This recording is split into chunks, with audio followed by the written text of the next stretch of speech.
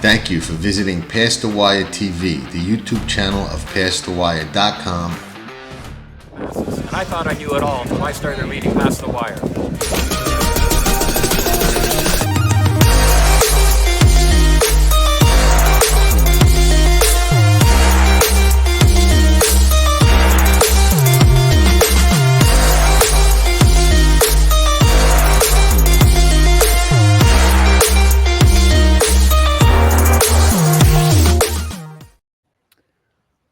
Welcome into another edition of the Kentucky Derby Radar Show. Happy New Year, John. Happy birthday to all of the horses out there.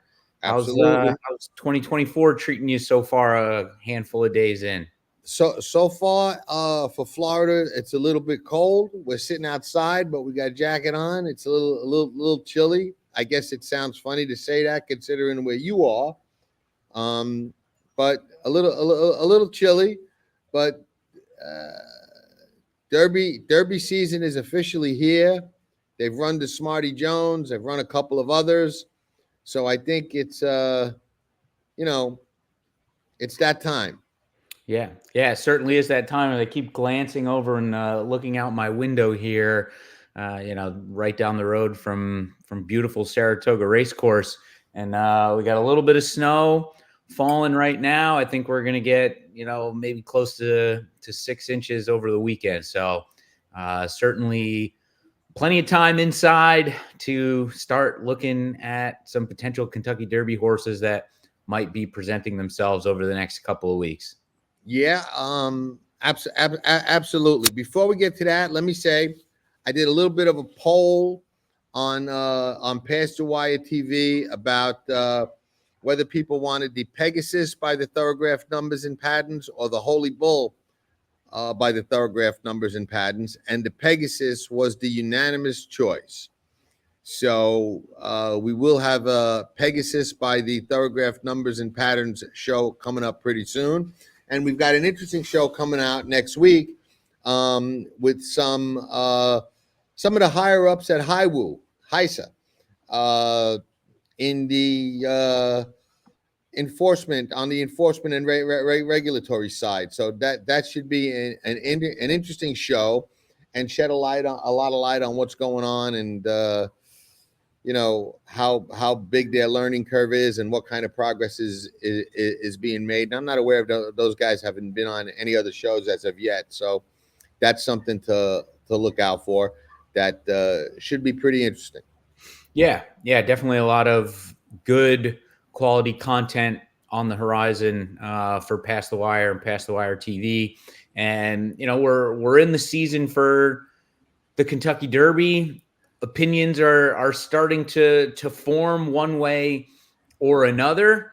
Like we've talked about a bunch over the last year or so, John, I feel like when you kind of look at the different Kentucky Derby future wager pools, it's a little hard to kind of get involved this far out, but you can, start to maybe see some things taking shape. So as is always the case, the New Year's Day running of the Smarty Jones at Oaklawn, and we saw Catching Freedom kind of reel in the competition coming down the stretch. What did you make of that race? Did anything stick out to you? Anything that you'll use kind of moving forward throughout the Kentucky Derby trail? Well, couple of things. On tracking trips, I did pick Catching Freedom as the winner. That's who I like. I didn't think he would be the favorite. I'm not really surprised that he was. I didn't really think they would gravitate to him as hard as they did. And I thought he was a little bit up against it with the short stretch and, how that race played out. But there was some pace in there. He was a horse who, is able to finish. And that's kind of what I thought you were looking for in that race. But I will say this. I don't think that the race came up particularly tough this year. I think there were more pretenders than contenders in the race. So I think that while he ran good, while I think he got a lot out of it, and while I think he will go forward off of it, I don't really put him in the top echelon of horses based on what I've seen thus far, and based on the competition in that race. I was probably as impressed with Carbone, who ran on the same card, and kind of ran off the screen, and looked like he'd have been a contender in the Smarty Jones had he run in there. I think he's a horse going forward, and a horse that bears watching, but he's not in my top tier of Derby radar horses as of this point. Yeah, I'd probably lean in that direction too. I think there is taking out, kind of looking several months down the line at the Kentucky Derby. If we're just looking at this race sort of on its face, I thought there was a good amount to like out of that effort. I'd like to get one more look, maybe 4 or 8 weeks from now, when hopefully he runs back, and kind of see how he develops. I think it's really important and critical at this point in the year to see who are those 2-year-olds that are making that leap, in filling out their frame, developing a little bit quicker than some of the other competition. And I think that really starts to take shape here as we get into late February, early March, and we start to see those sort of earlier developing 3-year-olds kind of separate themselves from the pack and start to peak for the Kentucky Derby. But yeah, I would tend to agree with you. Not sure that we saw the Kentucky Derby winner running in this race, but for Catching Freedom, certainly, in that one race alone the other day, I think there was a decent amount to like, and we'll see what he can continue to do moving forward as he develops. Yeah, I'm still on the Sierra Leone bandwagon, to tell you the truth. He's working at Payson Park, pretty steady for this time of year for Chad. So I'm sure that he's got a goal in mind already for that horse. I like the fact that he's in what appears to be serious training at Payson Park already, and I'm still as impressed with him as I am with anybody that I've seen thus far, bar none. So yeah, I think, like we talked about on one of the previous Derby Radar shows, he just looked really, really good going into that last prep race at Aqueduct to round out the year in early December. And, he ran rather well in that race. Just 2 quick questions for you that, I think your expertise and, history and knowledge of the game and handicapping will, hopefully be able to answer for me. He looked pretty well developed at the end of last year, as his 2-year-old season. Still a little bit green in areas on the track, but physically he looked like one of the more imposing horses in those last 2 races for him. How did you think that kind of translates into a 3-year-old season? Would you rather see them not as, developed and imposing amongst the competition earlier on in their development? Would you rather see that later? Or perhaps you might have even saw it entirely differently than I did?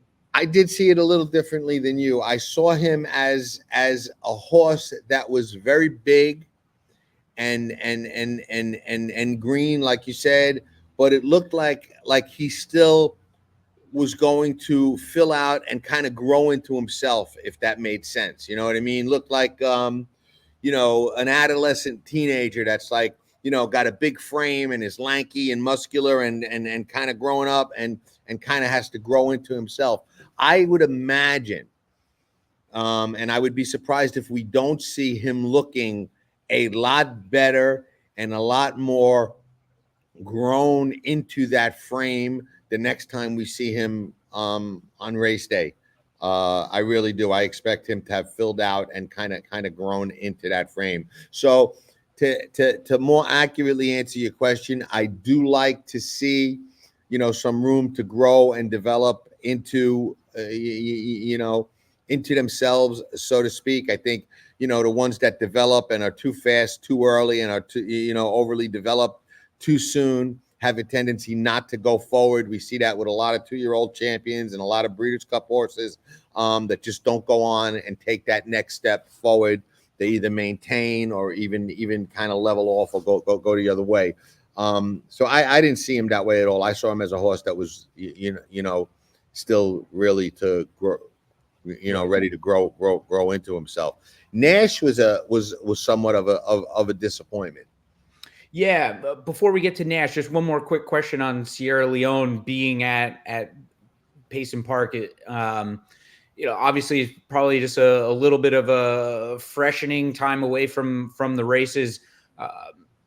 Knowing Chad's sort of strategy with Derby horses like we saw a few years ago with Zandon, where do you suspect we might see him next? Is there any significance to him being at Payson Park in your mind? Well, I think it's a great place to train and leg up. So, and I think it's nice to keep these horses away from the racetrack. Chad loves Payson Park.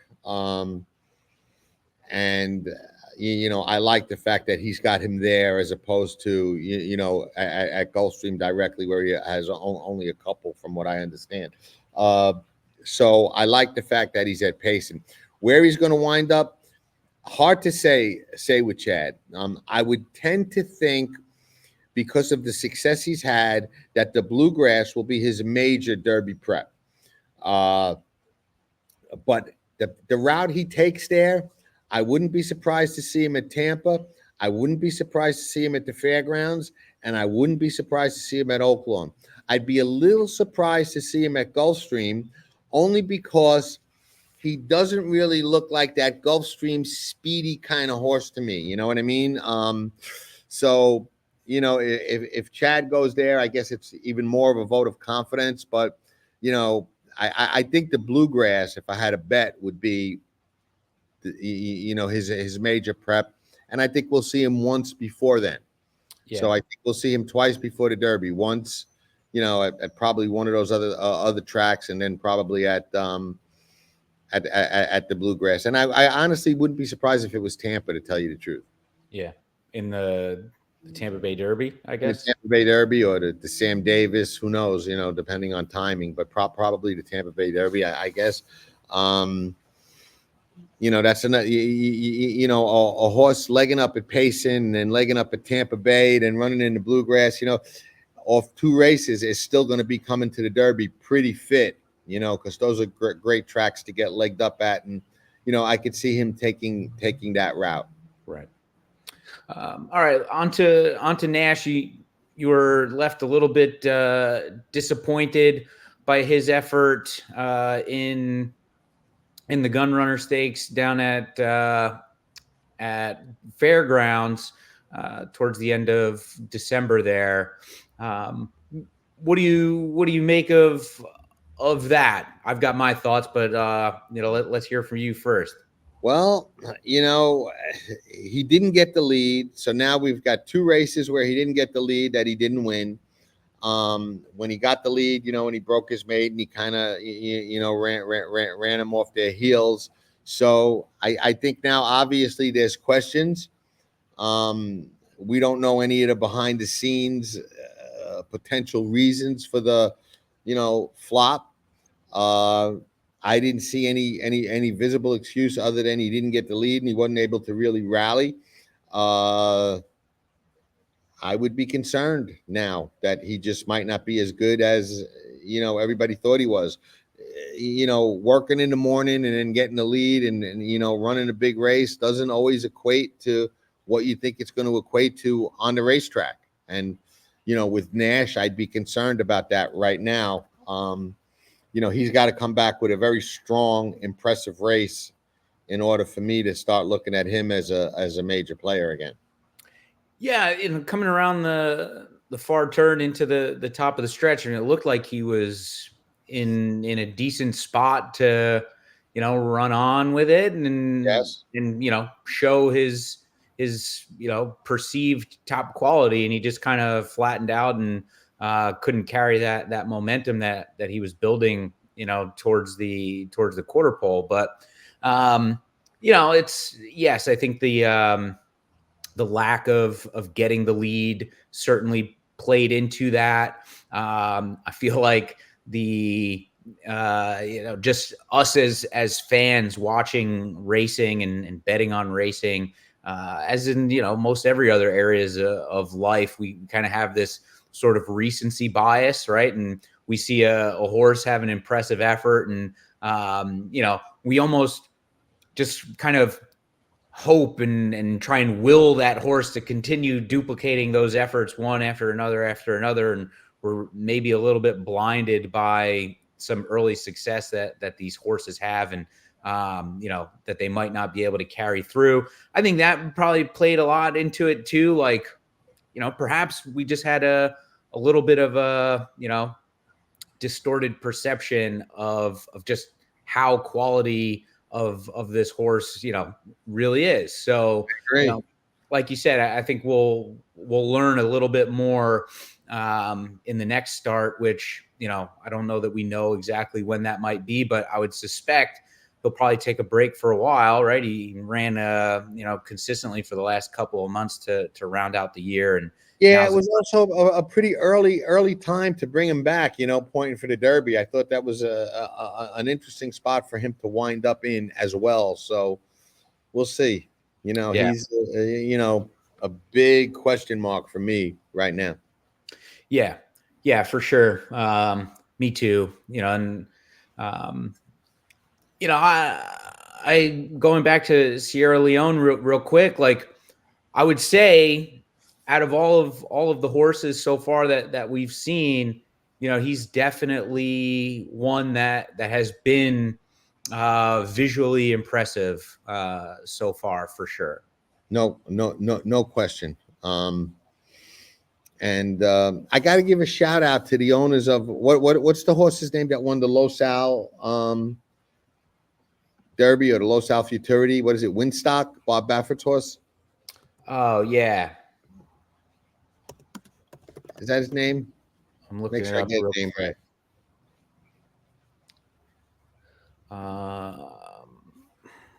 Yeah, Winstock. I got to give a shout out to the owner of that horse, who's also the owner of Los Alamitos racetrack, because I love what he said after the race. I'm of the opinion that the Bob Baffert ban, based on everything Churchill Downs said and instituted, is really over, or should be over. They said no more violations, no more infractions, no more nothing, and you're free to run. And obviously, they went back on their word on that, which it's their race, their prerogative. They've got to live with that. That's them.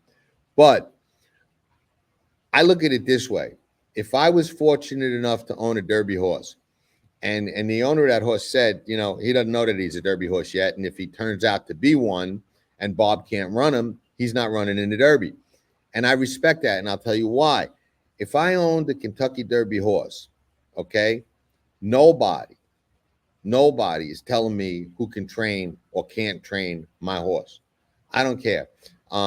Churchill Downs yields a big stick. They got a lot of power because they own the Kentucky Derby, and they don't mind flexing that power and throwing it around and using it. And you can get away with that with some people, and it'll fly a lot of the times. Not going to fly with that guy, and I respect that, because it wouldn't fly with me. Nobody would tell me who can train or can't train my Kentucky Derby horse, even if it meant not running in the Derby. There's a lot of races, okay? A lot of, yeah, it's the most exciting 2 minutes in sports. It's the Derby. I get all of that history. I get the meaning. I get the stud value. I get it all. But it ain't the only race for 3-year-olds. It ain't the end all be all. There is no end all be all. There's a lot of great races. And I respect somebody who stands by their convictions and shows some loyalty and respect for somebody that they have a relationship with. I think there's far too little of that in the world nowadays. So when you see it, whether you agree with it or not, whether you're on this side or that side of the fence is really not the issue. You can make it the issue, but for me, it's not the issue. To me, it comes down to, loyalty and looking out for who looks out for you. And that guy showed that, in my opinion, by making that statement. And I have every reason to believe that he means it. And that's to be commended because, far too many people would just, run. And Bob would probably be the first guy to say, listen, do what's best for the horse. It's the Derby. Go and run him. You know what I mean? And if it was me, I would say no. But we'll see how all that plays out. It's easy to talk when, you're not in that position. People will say, but I can tell you, a lot of situations in life you wind up in and you don't know what you'll do until you're in that situation. I can tell you this. In that situation, I know exactly what I would do. Nobody's telling me who can or can't train my Kentucky Derby horse if I'm ever fortunate enough to have one, which is probably not going to happen being I don't have any racehorses. But and even if you do, it's pretty tough to get a Derby one. But that being said, if by some unbelievable stroke of fortune it happened, nobody's telling me who can train my horse. Nobody. Not Churchill Downs, not the Breeders' Cup, not Naira, not anybody. Yeah. Not Heisa. Doesn't matter. I'm having whoever I want to train my horse, and that's it.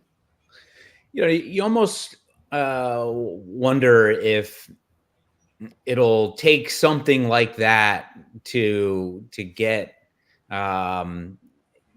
Churchill Downs to kind of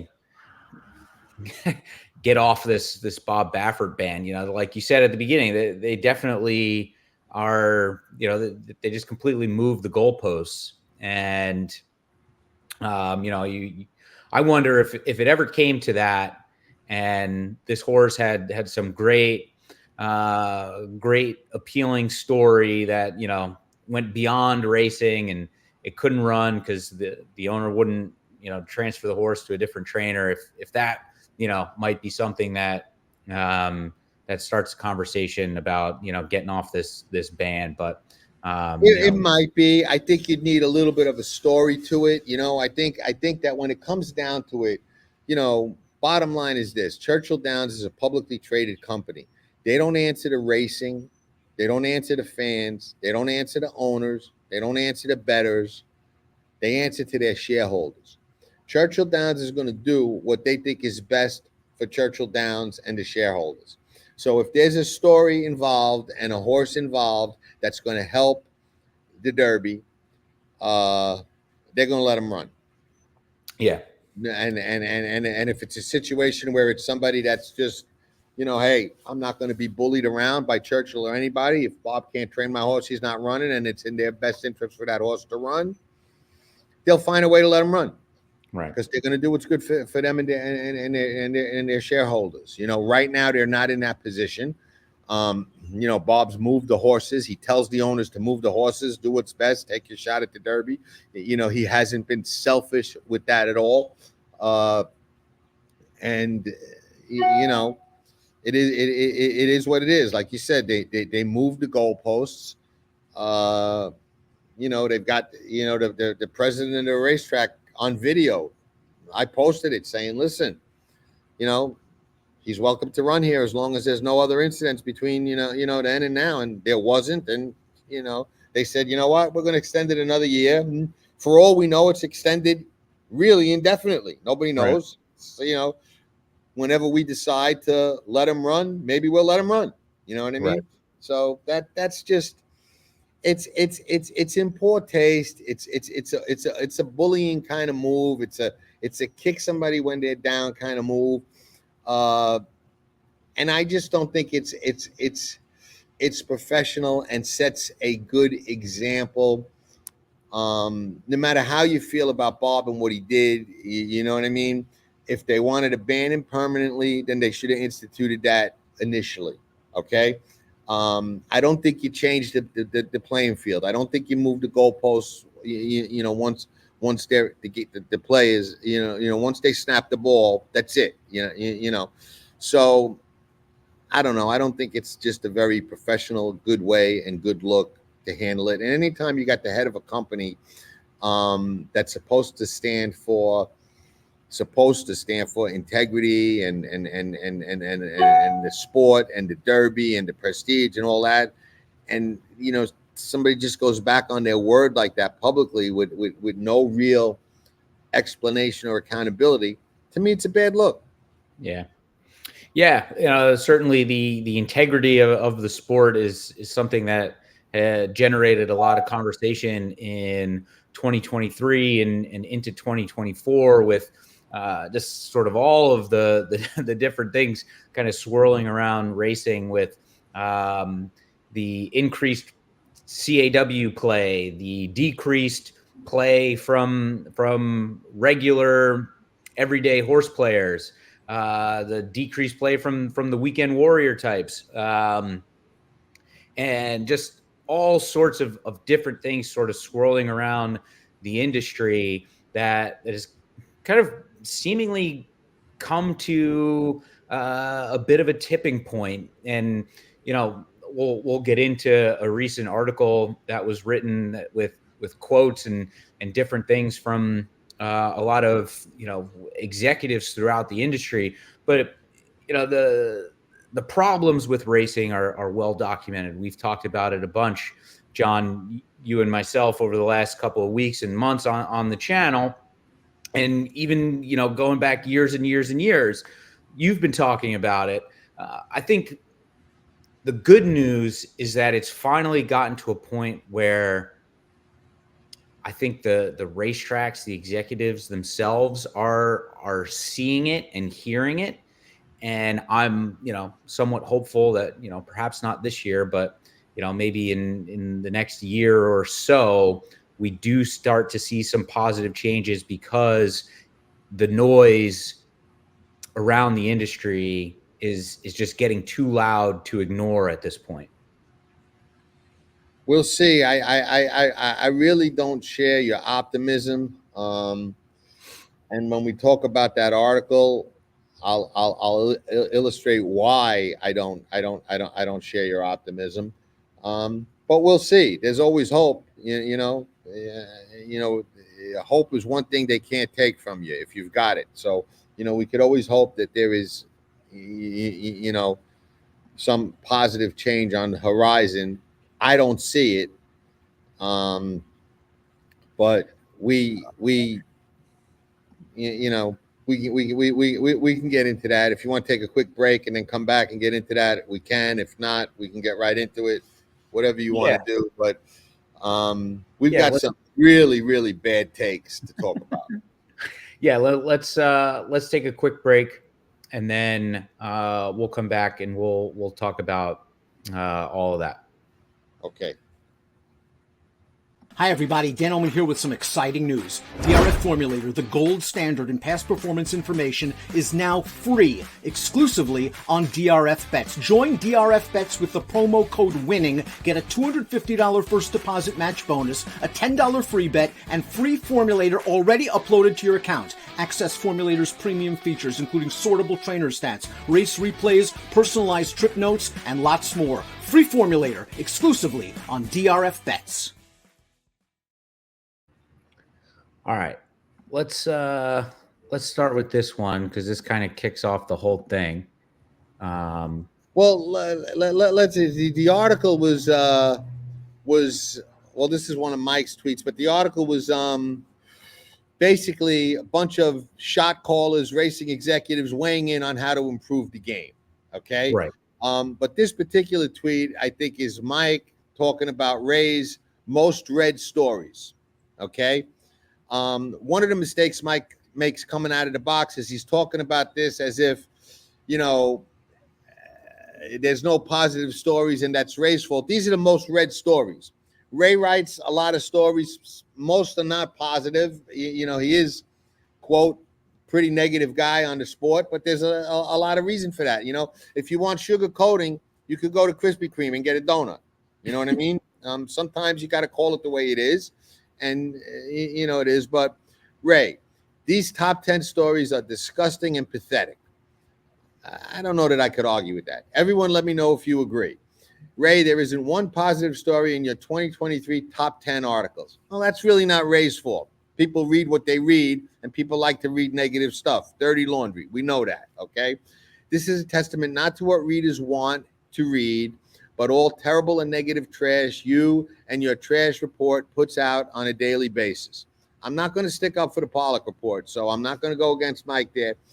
Anyone who advertises to this trash report is contributing to the death of the industry. That's his opinion. I know there are negative things in racing. I know there are problems. I am fighting for solutions. I wish more people would join me. I don't believe that. I think that's bullshit, Michael. I've asked to give you opinions on things that you've been talking about, wanting about, and you've ignored us. So I'm done even reaching out for you. I gave him an invite for the show. It's rescinded. Your invite is rescinded. You're on your own. Good luck. I hope you can accomplish 25% of what you set out to do. But you know, he's asking for ideas, and you know, he's talking to clowns and ignoring us. I know there are negative things in racing. I know there are problems, fighting for solutions. Okay, we'll see. You, Joe Drape, Stuart Janney, and Bradley are all part of the problems of the game. You guys need to get fired, step down, or retire. I don't disagree with that. I agree with that. I think all of those people are not helping the sport. One of the biggest things I can do for the racing industry is buy this trash report and may turn it into a more positive voice. Well, I think he offered him $50,000, which was a little on the short end, but that's his opinion. But if you're just looking to be a rah-rah cheerleader, that's one thing. You know what I mean? You got to write about the good. You got to write about the bad. Okay. I used to write past the wire columns and always try and stay positive. And I did that for the first couple of years. And you want to know something? It became impossible to do. It just became impossible to write positive stuff because there was just so much negative. And if you ignore the negative, it doesn't get better. It doesn't go away. It's still there. You got to write about it. Yeah, if there's positive stuff, should you write about it? Yes. Is Joe Drape a hit piece guy who just attacks Bob Baffert and anybody else he doesn't like and horse racing? Yes. Is Pollock, you know, negative and, you know, clickbait type stuff? Yes. But a lot of that falls back on racing. We're putting those stories out there, so there are people that are going to write about them and exploit them. You know, make them go away, fix the problems. You know, I don't see anybody really doing anything to fix any of the problems. Okay. Now we'll get into some of the takes on that article, and there's one that really just screams why we're in the place that we're in, and we'll get to that one. But this guy, Tinky 47 Flat, who I don't know who it is. That is a painfully dumb take, Mike. What part of our traditional look back on the most popular stories of the year by traffic did you fail to comprehend? Trash report, 50K. Praying journalists to hide fact-based stories that reflect poorly on the industry. This guy's not wrong. I mean, Mike's take was not great. You know what I mean? Those were the most read stories. Yeah. And that's how, you know, that's how Ray put it out there, you know? Yeah. It's not like he, you know, cherry picked those stories just to be negative. You know, that's he went to the back end. That's what's out there, right? Sorted by the articles that got the most clicks for the year, and those are the top 10. Right. Is what it is. Yeah. All right, let's get into the other ones. There's one I can't wait to talk about. Okay, Elliot Walden, CEO of Windstar Farm. I think we need to work together to make a more cohesive calendar. I do not understand why Laurel Park needs to run against Parks, Monmouth Park, and Delaware Park all in the summer. And that's the quote taken by Chris Larmy, Derby 1592. Chris is pretty sharp. I like the fact that he points that quote out. But Elliot, where have you been? Okay, I know you breed a lot of horses. I know you used to be a hell of a good trainer when you were training horses. But we can't even stagger post times, let alone running against each other and stagger dates. Okay, we can't run 2 stake races on a Saturday afternoon, 10 minutes apart, and you're talking about working together to make a more cohesive calendar. These tracks don't work together. This is pipe dreams. This is just a disconnect from reality. Okay, this is somebody that has no idea that tracks don't work together. It's every man for himself. Everybody is worried about their own handle, their own races, their own production, and that's just how it has been. There is no centralized governing body that gets racetracks to work together and pull together like a league, or like a quote commissioner, who now we got a self-appointed commissioner who's not really a commissioner. It's got no authority. So I mean, Elliot, sounds great, means absolutely nothing, useless. Yeah, I think the idea is good in theory. Great in theory.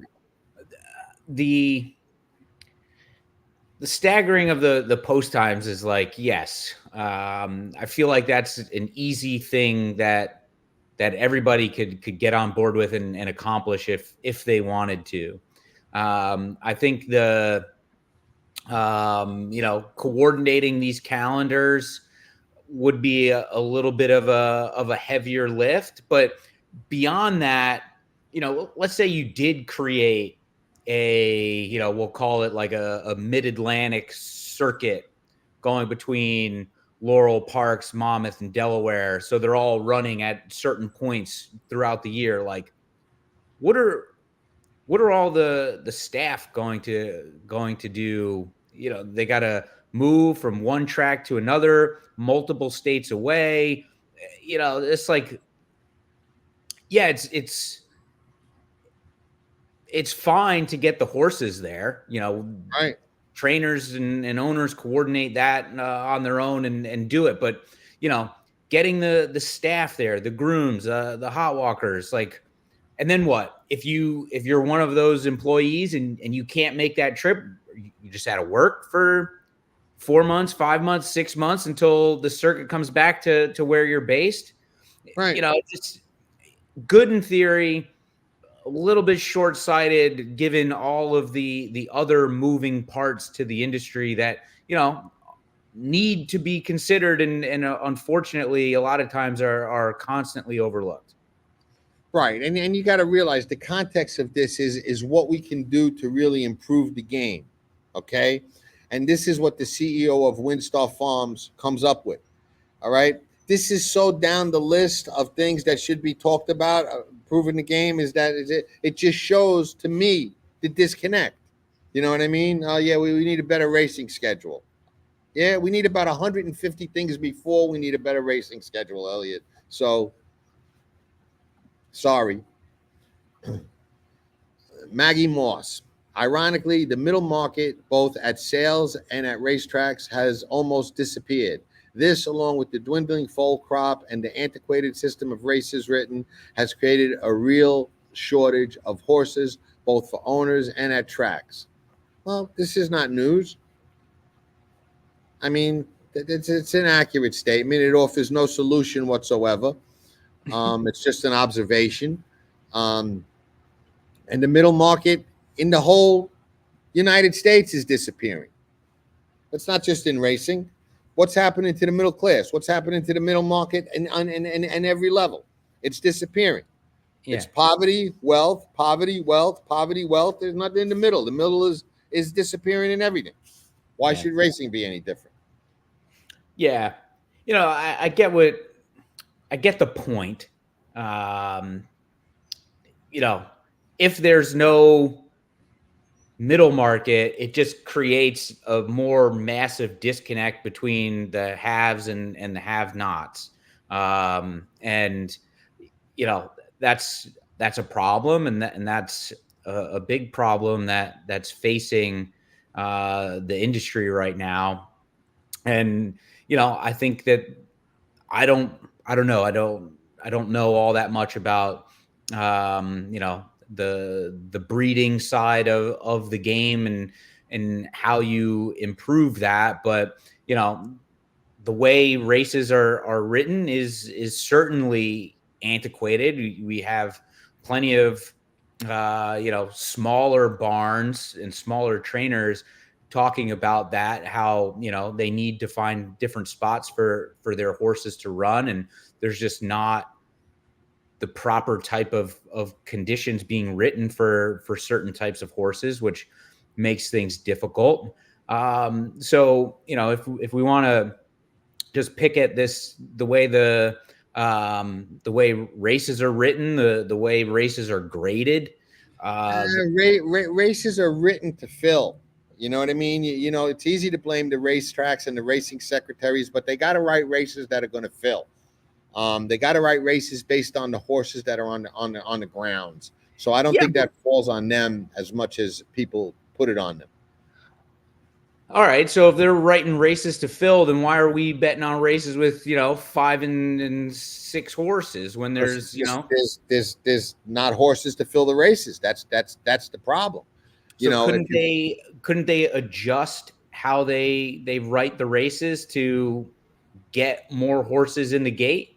I think they do that. I think, years ago, you never saw an optional claiming race. You know what I mean? So I think they're trying to innovate. You know what I mean? You never saw, claiming races for horses that have never won, 1 race lifetime, 2 race lifetime. How you have all these reduced conditions. Used to be you broke your maiden, then you had to run for an open claiming level or run in an allowance. Non-winners are 1, 2, 3, or 4.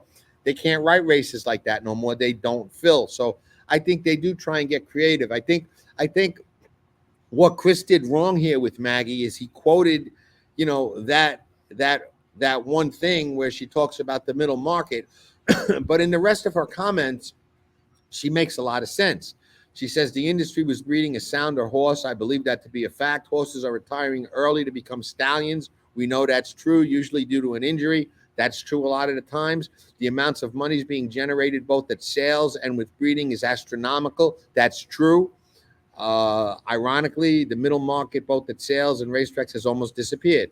And then it gets back to that. This, along with the dwindling folk, and it gets back to what she said. So, the claiming game has radically changed. That's true, making it almost impossible to claim a horse. True. So if owners and participants have a firm business plan without the desire to lose a great deal of money, they can't buy them or claim them. Owners dwindle. She's right. She's right.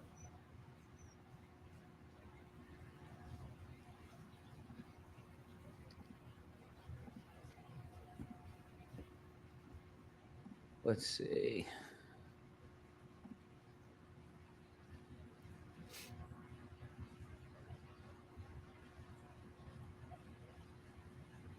Ron's a sharp guy. I respect a lot of what he says. Not everything, obviously. Nobody's going to respect everything what he says. We do focus too much on the 3-year-olds. We do have a tendency to retire them right after the Derby. That is a problem. It's not an easy problem to fix. It's not a problem that the breeders are going to want to fix. That makes it more difficult to fix because, the breeders pull a lot of weight and generate a lot of money. So when you have all of that to contend with, it becomes, a problem. Yeah, right. It's like there's multiple layers to this issue, and who wants to be the first person to give up a shit ton of money to make their point, Nobody. Exactly. So, we can sit here and argue about it, until we're blue in the face, but until we see a Kentucky Derby winner run at 4 or 5 years old, the owner of the horse isn't going to give up their potential cash windfall for selling the horse to a farm. And until the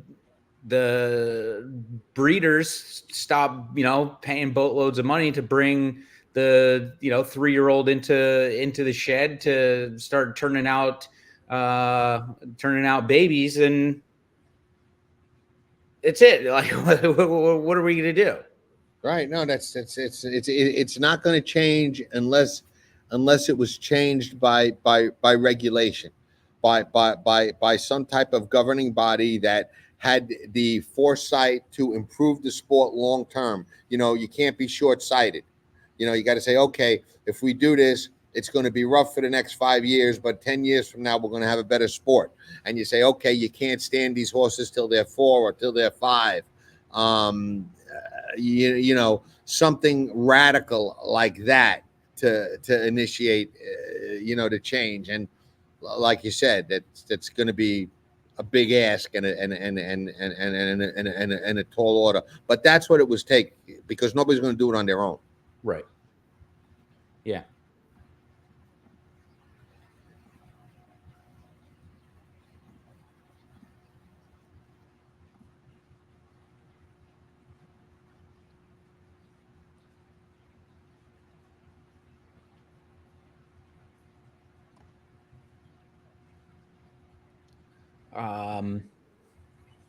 This guy's the CEO of the HBPA.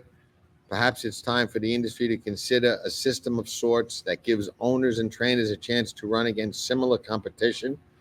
Don't we have that alongside our races? I strongly believe that slashing dates and the number of races is not the answer.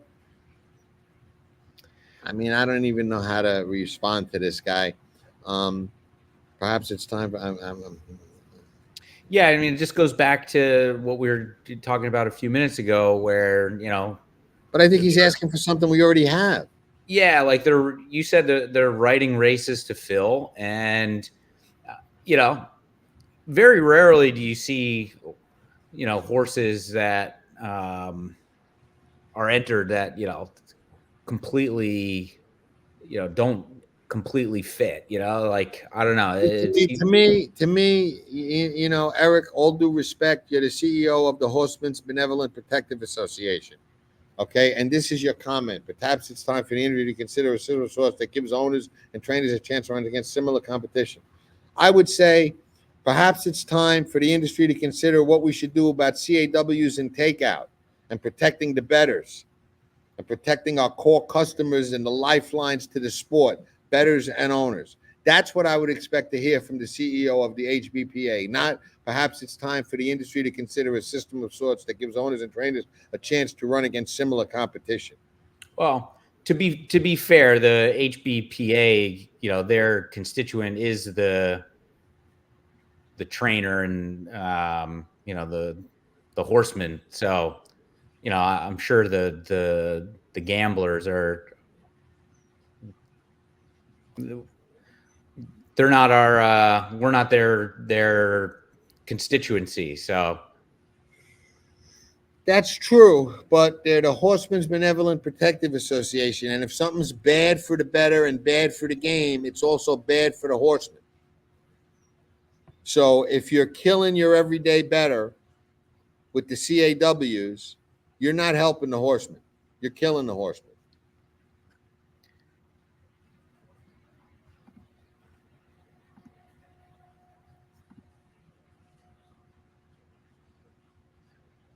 Drew, president and CEO, nice guy. Ensuring a series of races are planned over ideal distances and times of years. The committee develops a racing schedule designed to make sure the best horses cannot avoid meeting each other on every occasion. Rather than discussing ad hoc changes, American racing would benefit from considering a pattern committee model. For example, the European Pattern Committee has led the way on international level by creating a balanced, high-quality annual program, ensuring a series of races are planned over ideal distances and times. The committee develops racing schedule of the comprehensive program of races, thoughtfully scheduled throughout the season, is designed to make sure the best horses cannot avoid meeting each other. No argument. I mean, that's fine. Yeah. But again, great in theory requires all of the tracks to work together to make that happen. Right. So, not holding my breath. And all that leads to, how do you get the tracks to work together? They're not going to do it on their own. Right. There has to be some type of governing body. It's obviously not HISA. Yeah. Okay, this was one of the few things that I thought made a lot of sense. We have to fix the gambling model. The takeout is insanely high. The odds can shift so quickly against the bettors. The sport is more focused on growing the takeout than growing the pie. Let's grow the handle. I agree. That's one thing I got to agree with Mike 100% on. I think he's spot on. Yeah. Yeah, right. Because you have more money. You win, you get more money back, and you're just putting that back through the windows. Right. It's you see some progress with tracks rolling out these 12% takeout pick fives or 15% takeout pick fives, but then you've got the rolling pick three that's 22-24% in some places, and it's double the cost of a sports bet, and you just can't put the two products on the same shelf with the way that they're priced. Right. I agree.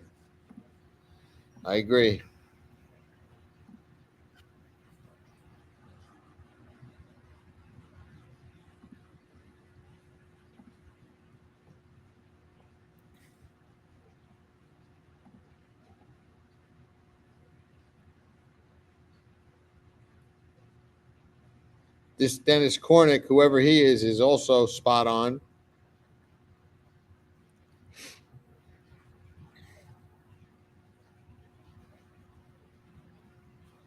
I mean, he's spot on. Yeah. This guy deserves a job calling shots somewhere. He knows more than a lot of these other people that are talking. Yeah. Right. Like, maybe you probably know better than I do. Like, how much do you need to play annually through an ADW to get, some sort of kickback that isn't like something meaningful, that isn't like a $20? It varies, but I would say, probably to get something meaningful, you got to be in the 100,000, plus range and up. Yeah.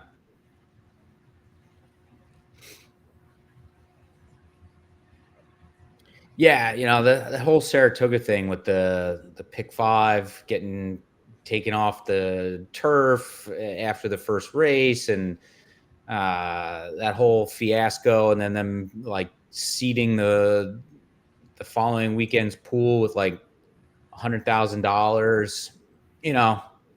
Come on, man! It's a joke, Naira. They took down the wrong horse the other day, and even when it was brought to their attention, they still didn't admit it. Yeah. They put up a thing that's, oh, well, Junior Alvarado did this, and no, that wasn't Junior Alvarado. Oh, well, decision stands. I mean, no accountability, no regard for the better. Just, shut up and bet. Suckers game. 3-card Monte. Everybody play. Find a red queen. Find a red queen. Find a red queen. Yeah, here's the one. This is the worst of all. And I'm a fan of Oakland Park. I think they run a nice product. I think they really try. But Louis Chella, I'm glad you were born wealthy into a wealthy family, because I wouldn't let this guy wash my car, honestly. I mean, I don't mean no disrespect, but this is horrible. We market that it is fun and cool to attend the races, not to gamble, but to have fun. We are in the business of selling horse racing, not gambling. What? Hello? No, you're not. You're in the business of gambling, whether you want to admit it or not. You got a casino on your racetrack, for crying out loud. Why did you put it there? Because you're in the business of gambling, okay? Yeah. It's not fun to go to the racetrack and not bet.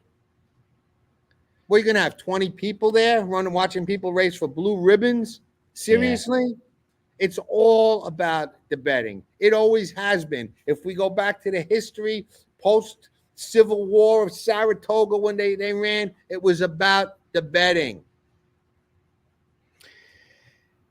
Oaklawn's a great place. This guy doesn't even know who his customer is. But yeah, like I think this just I mean, I never saw something more out of touch. This is an embarrassment. You don't know the customer.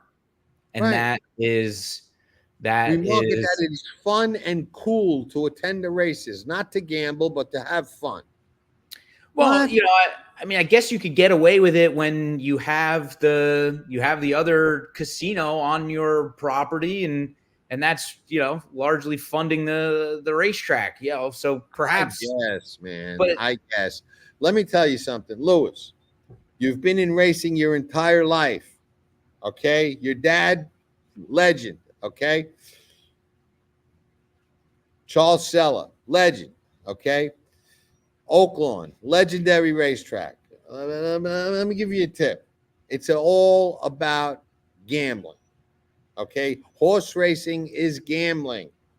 It's not fun and cool to attend the races. I mean, it is, but that's not what it's about. Your customer is the gambler.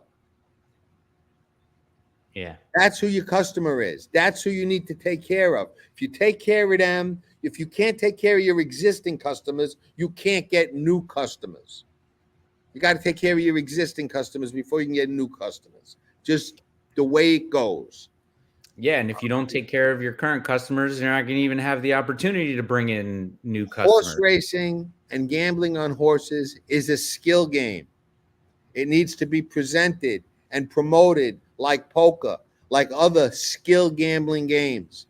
It needs to be taught. It needs to be cultivated. It needs to be nurtured as a skill game, which is what it is. That's the fun. How much fun is it to go and pick a horse and make a good bet on him and be right and make a lot of money and make a big payday?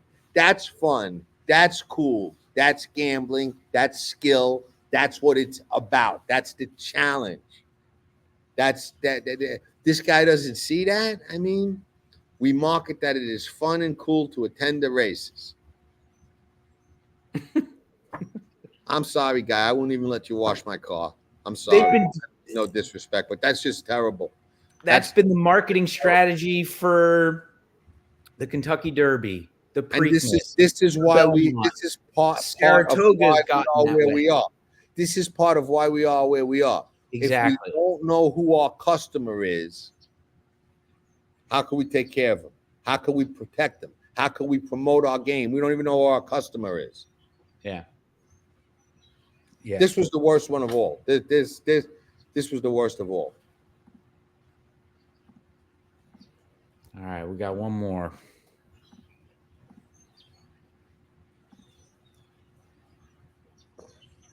If you look at the history of horse racing as other forms of gambling expanded, it never helped horse racing or expanded it or benefited it. Right. Why would it? Why would other gambling taking off? Okay. Why would the poker boom, when that happened, help horse racing? Why would sports betting? Everybody, sports betting. We gotta ride the sports betting wave. No. The people that bet sports are not the same people that bet horses. You'll crisscross a few of them and you'll mix and match a few of them, but generally it's different. Guys that go to the casino that shoot craps, go to the casino and shoot craps. They don't play poker. Guys that play blackjack are not shooting craps. They're not at the hold'em table. They're at the blackjack table. People that play roulette, they're at the roulette table. Yeah, I think you can. You're right. You know, Listen, I've been around gambling since I'm 6 years old. I grew up dealing cards in Las Vegas nights and in illegal clubs in Brooklyn when I was a kid. I've been around it my entire life. I worked in places on Wall Street where you walked in. It was an apartment on Wall Street. You walked in. It was like you walked into Vegas. Yeah, well, why would these other forms of gambling help horse racing, and They why won't. should They're in they? competition with each other. They're in competition with each other. They're I not think there to this help each other. I just think this just screams at how poorly horse racing has marketed itself as a gambling game, because Don't promote it as a skill game. They don't. They shun the gambler. They almost want to like ignore him, like he's not even a part of us. You know, which is crazy to me, stigmatized. because theoretically somebody could walk into a casino, place a sports bet, and bankrupt that place. Theoretically, Right. they're the customer, but they're also, competition for the casino. The racetracks are going to make their money whether we win or lose.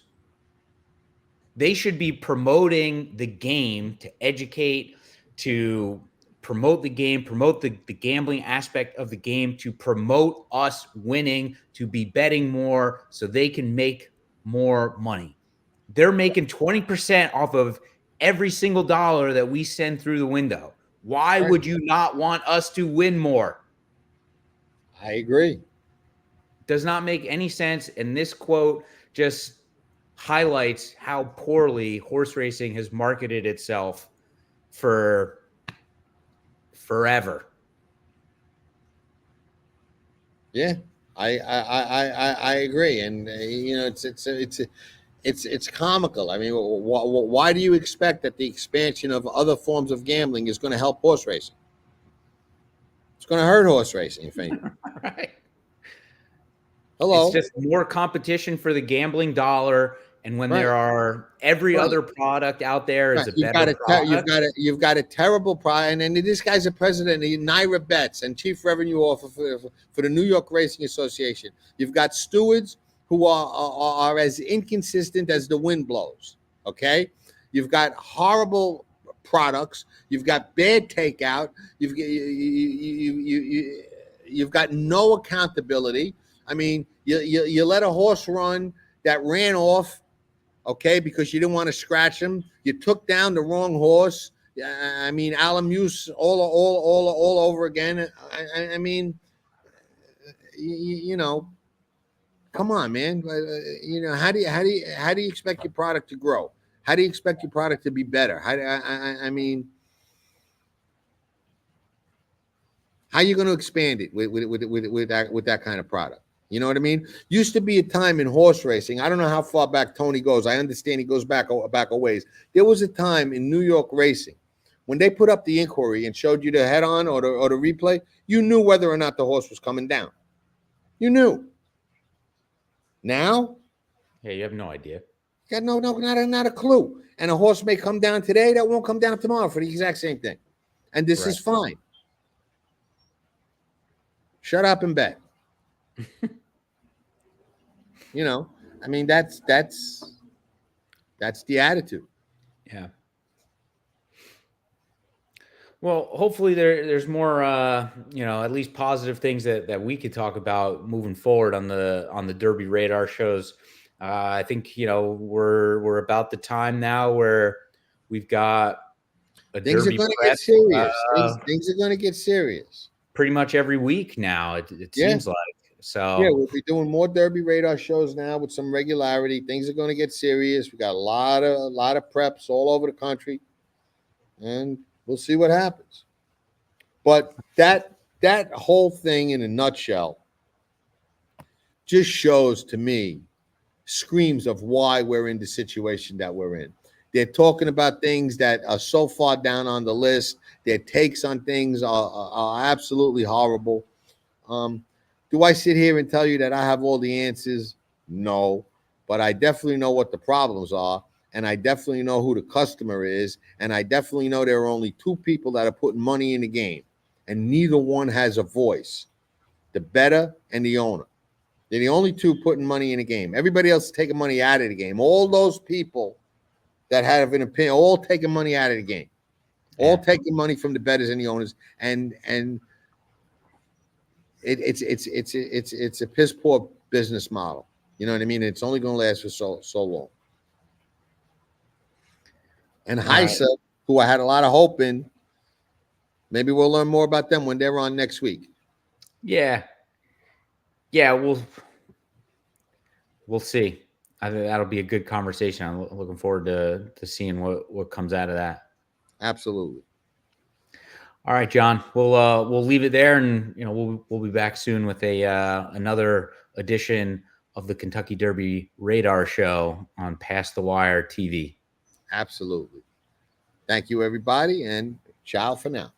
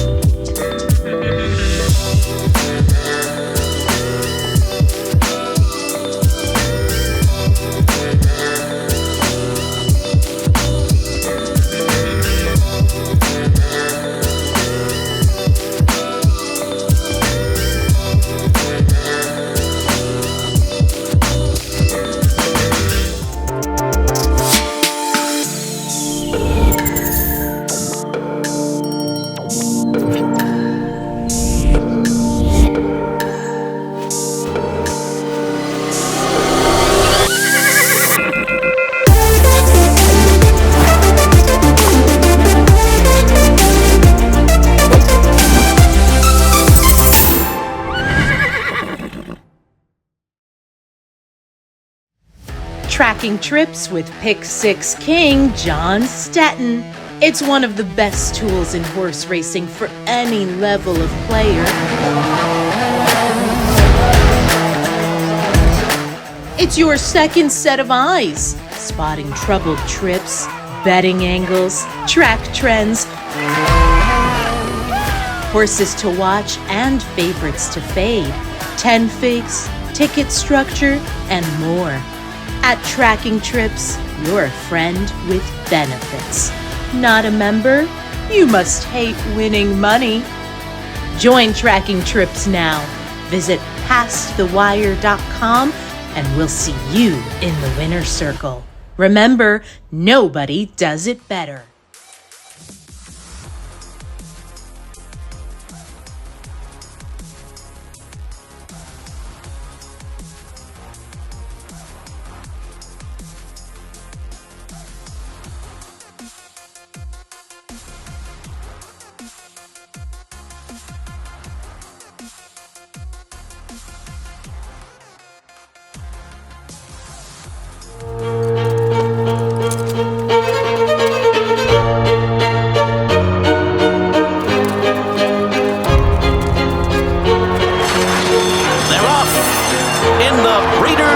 Classic. Vino Rosso has taken the lead, and it's a vintage performance by Vino Rosso.